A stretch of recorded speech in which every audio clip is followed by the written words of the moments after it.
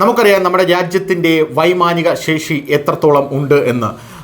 VDMMA എന്ന് പറയുന്ന ലോകത്തിലെ തന്നെ എണ്ണം പറഞ്ഞ ഈ രാജ്യത്തെ യുദ്ധവിമാനങ്ങളുടെ എല്ലാം കണക്കെടുക്കുന്ന അവരുടെ ഒരു പൊട്ടൻഷ്യൽ എത്രയുണ്ടെന്ന് കണ്ടെത്തുന്ന ഒരു ഓർഗനൈസേഷൻ ചൈന ഇന്ത്യയെക്കാട്ടിലും താഴെയാണ്. ചൈനയ്ക്ക് ഇന്ത്യയെക്കാട്ടിലും ഇരട്ടി വിമാനങ്ങളുണ്ടെങ്കിലും ഇന്ത്യ യുദ്ധവിമാനങ്ങളുടെ കാര്യത്തിൽ ആകപ്പാടെ 1700 യുദ്ധവിമാനങ്ങളോ മറ്റോ ഉണ്ടെങ്കിലും അതിൽ ഇന്ത്യ ചൈനയെ മറികടന്നിരിക്കുന്നു. അതിൻ്റെ പ്രധാനപ്പെട്ട കാരണം ഇന്ത്യക്ക് കൃത്യമായിട്ടുള്ള സാങ്കേതികപരമായിട്ടുള്ള ഒരു ടെക്നിക്കൽ ഒരു സെറ്റപ്പ് ഉണ്ട്. അതിൻ്റെ പ്രധാനപ്പെട്ട ഒരു കാരണം എന്ന് പറയുന്നത് ഇന്ത്യയുടെ യുദ്ധതന്ത്രം അത്രയ്ക്ക് മികച്ചതാണ് എന്നുള്ളതാണ്.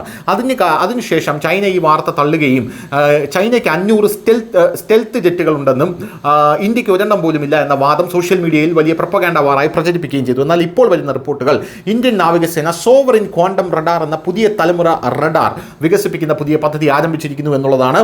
ഇതിൻ്റെ പ്രധാനപ്പെട്ട ലക്ഷ്യം ചൈനയുടെ സ്റ്റെൽത്ത് വിമാനങ്ങളാണ്. ഈ ശത്രു വിമാനങ്ങളായിട്ടുള്ള സ്റ്റെൽത്ത് വിമാനങ്ങളെ കണ്ടെത്തുക, ശത്രുവിൻ്റെ ജാമിംഗ് സംവിധാനങ്ങളെ മറികടക്കുക, ഭാവിയിലെ യുദ്ധങ്ങൾക്ക് ഇന്ത്യയെ സജ്ജമാക്കുക എന്നുള്ളതാണ് ഇന്ത്യൻ നാവികസേനയുടെ ലക്ഷ്യമെന്ന് പറയുന്നത്. സാധാരണ റഡാർ റേഡിയോ തരംഗങ്ങളായിരിക്കും, അത് തിരികെ വന്നാൽ വിമാനം എവിടെയെന്ന് കണ്ടെത്തും. ക്വാണ്ടം റഡാറിനെ സംബന്ധിച്ചിടത്തോളം ഈ സാങ്കേതികവിദ്യ ഉപയോഗിച്ച് വളരെ ചെറിയ സിഗ്നലുകൾ കണ്ടെത്താൻ ശ്രമിക്കുന്നു. സ്റ്റെൽത്ത് വിമാനങ്ങളെ കണ്ടെത്താനുള്ള കഴിവ് വർദ്ധിപ്പിക്കുക എന്നുള്ളതാണ് ലക്ഷ്യം. ശത്രു റഡാർ ജാം ചെയ്യാൻ ശ്രമിച്ചാലും കൂടുതൽ പ്രതിരോധ ശേഷി ലഭിക്കുമെന്നാണ് പ്രതീക്ഷ. എന്നാൽ ഈ സാങ്കേതിക വിദ്യ ഇപ്പോൾ ഇന്ത്യ വികസിപ്പിച്ചുകൊണ്ടിരിക്കുകയാണെന്നുള്ള റിപ്പോർട്ട് പുറത്തു വരുന്നു. മുഴുവനായും ഇന്ത്യൻ നിയന്ത്രണത്തിലും ഇന്ത്യൻ സാങ്കേതിക വിദ്യയിലും വികസിപ്പിക്കുന്ന പദ്ധതി എന്ന അർത്ഥത്തിലാണ് ഇത് ഉപയോഗിക്കുന്നത്.